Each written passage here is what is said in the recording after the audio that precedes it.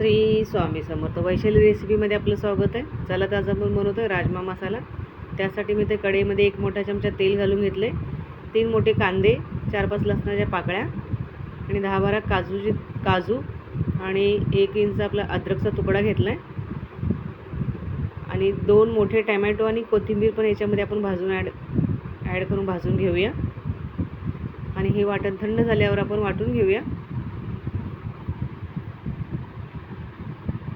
वाटण वाटून झालेलं आहे. त्याच्यामध्ये आपण कढईमध्ये 1 मोठा चमचा तेल घालून घेतले, त्याच्यामध्ये जिरं घातले फोडणीला आणि आता वाटलेली ग्रेव्ही घालून घेतली. त्याच्यामध्ये आपण मसाले ॲड करतोय. गरम मसाला 1 चमचा, धने पावडर 1 चमचा आणि 1 छोटा चमचा हळद घालते. लाल तिखट 1 चमचा घालणार आहोत आणि चवीनुसार आपण नमक घालून घेणार आहोत.